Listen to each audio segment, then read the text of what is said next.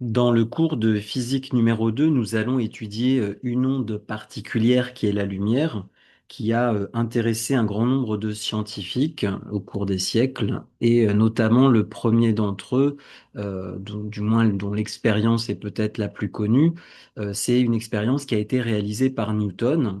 Donc, il était dans une pièce, et dans cette pièce, il y avait un volet au travers duquel il a percé un petit trou d'environ 6 millimètres de diamètre.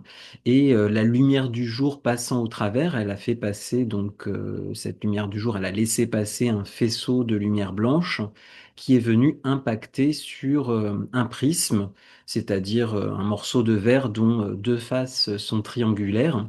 Et Newton a constaté que cette lumière blanche ne ressortait pas de ce prisme sous forme de lumière blanche, elle ressortait non seulement avec une déviation, et en plus il y avait une décomposition en différentes couleurs, ce qui a amené Newton à penser que la lumière blanche finalement était une onde constituée de plusieurs ondes avec des fréquences différentes, donc avec des longueurs d'onde différentes auxquelles on a associé donc une couleur différente. Donc ça, c'est la théorie des couleurs de Newton sur la lumière, mais on va voir qu'en fait, la lumière, on va pouvoir la décrire avec deux modèles, deux théories. C'est pour ça qu'on parle de dualité onde-particule de la lumière, du moins le terme dualité fait référence au fait que deux modèles sont nécessaires pour expliquer les phénomènes physiques qui mettent en jeu la lumière. On va voir qu'il y a un des modèles qui permet d'expliquer certains résultats, et l'autre modèle permet d'expliquer d'autres résultats. Donc, on va commencer ici dans cette vidéo par parler de la théorie ondulatoire de la lumière et expliquer pourquoi est-ce qu'on peut considérer la lumière comme étant donc une onde. Euh, alors, je vous ai mis ici le schéma d'un résultat expérimental, enfin, du moins d'un phénomène qu'on peut rencontrer. Il faut imaginer qu'ici, c'est une vue du dessus, par exemple, au niveau d'un océan. Donc, à gauche, on a des vagues. Vous voyez ici, on voit les crêtes des vagues, les sommets des vagues par des traits blancs. Et ces sommets de vagues, on va imaginer que ces vagues donc, se propagent de la gauche vers la droite.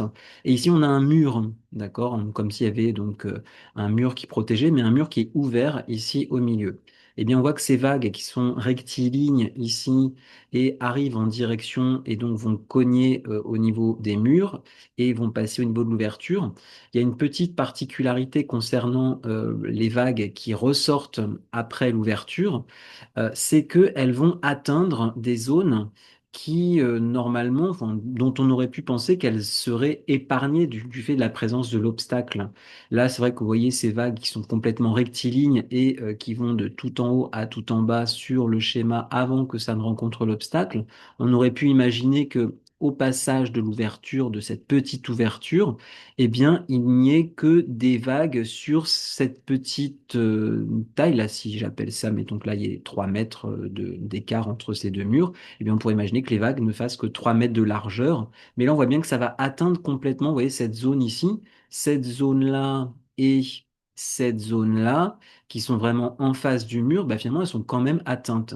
Parce qu'on voit qu'il y a une déformation d'ailleurs des ondes qui ici étaient rectilignes, mais ici qui deviennent circulaires. On voit qu'on a des zones, ces zones-là, et bien finalement vont quand même être atteintes par les vagues, cette zone-là et cette zone-là, alors qu'on aurait pu penser que du fait de la présence de l'obstacle, eh bien ça aurait pu être épargné, que les vagues continuent leur chemin juste au niveau de l'ouverture. Donc ce phénomène, ça porte un nom, ça s'appelle la diffraction, et c'est complètement caractéristique de la propagation des ondes. Là, c'est l'exemple donc d'une onde mécanique, hein. L'onde ici qui se propage a besoin d'un milieu matériel, l'eau pour se propager. Donc, les ondes, effectivement, mécaniques subissent ce phénomène de diffraction. Et ce qu'on constate, c'est qu'on a exactement le phénomène identique pour finalement la lumière. Vous voyez ici, imaginez qu'on ait un faisceau laser, donc de la lumière. Donc qui vient frapper un obstacle. Vous voyez là, on a une plaque qui est complètement opaque et juste une petite ouverture ici, une fente, un peu l'image de ce mur qui empêche donc les vagues d'aller au niveau du mur. Et bien là, la lumière ne peut passer qu'au niveau de la fente, et là, on a donc un obstacle de part et d'autre de la fente. Eh bien, on constate de la même manière que la lumière ne va pas juste continuer en ligne droite. Vous voyez là, c'est le résultat de l'expérience ici en couleur. Vous avez donc comment dire, le résultat réel avec une photo en couleur. On voit qu'on a ici une grosse tache centrale rouge qui correspond effectivement au trajet qu'emprunte la lumière si elle va tout droit. Mais on voit que sur les côtés, sur ce côté, qui normalement est protégé par l'obstacle, eh bien, on a quand même des petites taches. Ici, une petite tache rouge ici, une autre ici, une autre ici, une autre ici. On a des petites taches rouges complètement sur les côtés. Donc, on voit que de la même manière, eh bien, on a le même phénomène de diffraction qui est observé, c'est-à-dire des zones sur l'écran qui sont atteintes par la lumière alors qu'il y a un obstacle qui aurait dû empêcher ces zones-là d'être atteintes. Donc, le même phénomène de diffraction est observé pour la lumière. Or, ce phénomène, comme on l'a dit au-dessus, est complètement caractéristique de la propagation d'une onde, et c'est donc pour ça qu'on peut caractériser la lumière et dire que la lumière est considérée comme une onde. Donc ça, c'est ce qu'on appelle donc la théorie ondulatoire de la lumière. La lumière est considérée comme une onde, par exemple, pour justifier le phénomène de diffraction qu'on observe avec cette expérience. Alors, on a déjà vu dans le cours précédent que la lumière, c'est un type d'onde particulier. C'est ce qu'on appelle une onde électromagnétique, car elle correspond à la propagation de deux champs, un champ électrique et un champ magnétique. Et la particularité de ce champ électrique qui se propage quand la lumière se propage, la particularité donc du champ électrique et du champ magnétique, eh bien, c'est qu'ils sont orthogonaux l'un par rapport à l'autre. On voit qu'effectivement, le champ électrique, se propage dans le plan OX, OY, c'est-à-dire le plan ici de l'écran, alors que le champ magnétique B se propage dans un plan qui est perpendiculaire, hein, ce serait le plan OX, OZ. Et d'ailleurs, ce sont deux plans qui sont eux-mêmes perpendiculaires ou orthogonaux à l'axe de propagation, à l'axe selon lequel se propage la lumière. Si la lumière se propage depuis l'origine du repère et en suivant l'axe OX, on voit qu'effectivement, le plan dans lequel se propage le champ électrique et le plan dans lequel se propage le champ magnétique sont perpendiculaires, orthogonaux à l'axe OX. Alors, la lumière, on avait vu ça aussi d'ailleurs dans le chapitre précédent. Ce n'est pas une onde mécanique d'ailleurs, hein. On a vu qu'elle n'a pas forcément besoin d'un milieu, on n'a pas besoin d'un milieu matériel pour se propager. C'est la définition d'une onde mécanique, hein, avoir besoin d'un milieu matériel pour se propager. Elle peut effectivement se propager dans le vide, hein, dans l'espace par exemple, entre le Soleil et la Terre, où on peut considérer qu'il n'y a pas de matière. Eh bien, la lumière se propage quand même et arrive jusque sur Terre.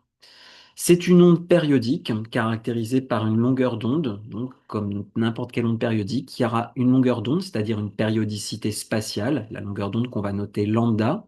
Il y aura également une périodicité temporelle qu'on notera de manière classique par la lettre grand T, et une fréquence. Alors la fréquence qu'on notait pour les ondes mécaniques petit f, pour la lumière, elle est notée petit nu, enfin nu, c'est la lettre grecque petit n. On avait déjà eu un aperçu quand on avait parlé de l'énergie d'un photon dans le chapitre de chimie numéro 1. Et une célérité V pour la lumière. Et la particularité donc des relations, c'est les mêmes relations finalement que dans le chapitre de physique numéro 1. La célérité, c'est la longueur d'onde sur la période temporelle, avec donc des mètres pour la longueur d'onde, des secondes pour la période temporelle et des mètres par seconde pour la célérité. Et on a donc l'équivalent avec la fréquence. Si vous remplacez t par l'inverse de la fréquence, donc si vous remplacez t par 1 sur nu, on pourrait appeler 1 sur f, mais pour la lumière, la fréquence est notée nu. Si vous remplacez t par 1 sur nu, le fait de diviser lambda par 1 sur nu, c'est comme multiplier lambda par nu. Donc l'autre formule, ce serait v, vitesse, célérité de la lumière, égale longueur d'onde fois la fréquence. Attention, ici, c'est pas un petit v, hein, c'est nu, c'est la lettre grecque pour la fréquence. Donc des mètres pour la longueur d'onde, une fréquence en hertz, c'est équivalent, on se rappelle, des hertz à des secondes moins 1. Donc cette formule est tout à fait correcte, ça donne bien une célérité qui est en mètres par seconde.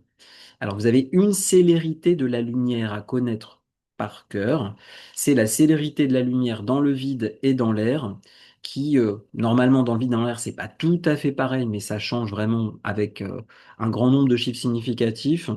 Si on prend un grand nombre de chiffres significatifs, donc dans le vide et dans l'air avec trois chiffres significatifs, on verra qu'effectivement c'est la même valeur.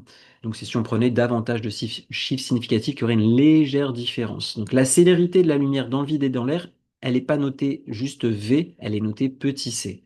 Petit v, ce sera par exemple la célérité de la lumière dans l'eau, dans d'autres milieux que le vide et l'air. Alors, selon la longueur d'onde dans le vide, des rayonnements électromagnétiques sont la valeur que prendra lambda. Alors attention, là ici je parle bien de longueur d'onde dans le vide ou dans l'air, du coup, vu qu'on pourra considérer que dans le vide ou dans l'air, on est dans des situations quasi identiques, et en tout cas les valeurs seront identiques. Eh bien on va donner des noms différents aux rayonnements électromagnétiques. Alors, le visible, domaine visible, vous avez à connaître entre quelle longueur d'onde dans le vide aussi se situent donc les radiations associées au rayonnement électromagnétique visible.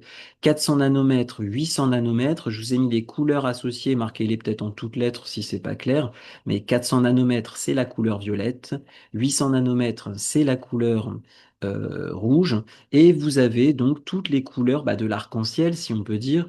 Donc 400 nanomètres du violet, 800 nanomètres jusqu'au rouge, on passe donc par vous avez donc les couleurs donc violet, indigo, bleu, vert, jaune, orange et rouge, hein, les 7 couleurs de l'arc-en-ciel. Donc connaître 400 nanomètres, 800 nanomètres associés au violet et au rouge. Longueur d'onde que je répète qui sont dans le vide. Éventuellement, vous modifiez ou vous rajoutez sur l'axe, ça c'est juste marqué longueur d'onde, mais j'ai bien précisé dans votre cours que c'est bien dans le vide. Ensuite, si on est sur des longueurs d'onde inférieures à 400 nanomètres, on est sur des ultraviolets. Donc, ultraviolets, par exemple, dans le rayonnement solaire, il y a des ultraviolets, donc qui sont d'ailleurs responsables, par exemple, du bronzage. Donc connaître parfois, ça fait partie des choses à savoir, hein, des petites applications ici des différents rayonnements. Donc ultraviolet, vous pouvez le rajouter d'ailleurs en diagonale ici. Les ultraviolets donc, sont responsables par exemple du bronzage, hein, c'est peut-être l'application la plus simple. Aussi les ultraviolets, on s'en sert pour révéler des plaques de chromatographie aussi. Bon, oui, etc. Alors, en termes comment dire, d'intervalle, donc les ultraviolets au maximum 400 nanomètres dans le vide, puisque je suis du côté du violet où la longueur d'onde était de 400 nanomètres, donc je suis à des longueurs d'onde inférieures à 400 nanomètres. Et il faut connaître aussi donc la borne inférieure. Vous voyez, vous êtes sur du 10-8 mètres. 10-8 mètres, c'est 10 nanomètres. Donc entre 10 nanomètres et 400 nanomètres, on est sur de l'ultraviolet. De l'autre côté du rouge, ici, donc dans cette zone-là, on a tout ce qui est infrarouge. Donc j'ai marqué IR, infrarouge. Donc sur des longueurs d'onde plus grandes que 800 nanomètres et qui vont, vous voyez, si vous projetez ici sur l'axe des longueurs d'onde, 10-3 mètres, c'est-à-dire le millimètre. Donc l'infrarouge, c'est entre des longueurs d'onde de 800 nanomètres et le millimètre. Donc connaître cet intervalle également. Les organismes vivants, les êtres humains, dégagent des infrarouges, hein. Vous avez probablement déjà vu des reportages ou des films dans lesquels on porte des lunettes infrarouges et on détecte les rayonnements infrarouges libérés, produits par les êtres humains, ce qui permet de les voir même dans le noir. Les animaux, vous voyez également, produisent des infrarouges et finalement, on peut les détecter en portant des lunettes infrarouges. Ensuite, pour des longueurs d'onde inférieures donc à 10 nanomètres, quand on va en dessous des ultraviolets, on a donc les rayons X. Donc une application des rayons X, c'est la radiographie. Quand vous faites une radio de votre corps, eh bien, on vous balance des rayons X. En termes d'intervalle, on est au maximum sur du 10 nanomètres, au minimum sur du 10-11 mètres. 10-11 mètres, c'est pareil que 10-10-12. Donc 10, 10-12, ça fait 10 picomètres. Entre 10 picomètres et 10 nanomètres, rayon X. Et enfin, les éléments radioactifs, eux, émettent des rayonnements gamma, donc qui sont pas sympathiques du tout. En termes d'énergie, on est sur des énergies très fortes, et donc sur des longueurs d'onde donc plus petites que 10-11 mètres, c'est-à-dire plus petit que 10 picomètres. Donc 10 picomètres pour cette limite, 10 nanomètres pour celle-ci, 400 nanomètres, 800 nanomètres pour le visible, et on arrive ici donc jusqu'au millimètre pour la borne supérieure des infrarouges. Ensuite, on a tout ce qui est micro-ondes. Les micro-ondes, alors contrairement à ce qu'on pourrait penser, ce n'est pas du 10-6 mètres, 10-6 micro. Non, c'est compris, vous voyez, entre le millimètre et globalement ici, la bande supérieure, c'est le mètre. On est entre 10 puissance 0, 1 mètre et 10 mètres, donc retenez 1 mètre. Donc les micro-ondes qu'on utilise par exemple dans les radars, le Wi-Fi, les fours micro-ondes, les téléphones portables. Il y a des ondes de type micro-ondes, donc de longueur d'onde comprises entre le millimètre et le mètre qui sont produites. Et enfin, vous avez des longueurs d'onde au-delà du mètre qu'on appelle donc les ondes radio, bah, qui servent, comme leur nom l'indique, par exemple, aux stations radio à émettre donc à diffuser leurs émissions. Donc il y a les ondes courtes et les grandes ondes, peu importe. Donc FM, modulation de fréquence, AM, modulation d'amplitude. Donc voilà, il faut connaître ces longueurs d'onde, du moins les intervalles associés à ces différents types de rayonnement électromagnétique.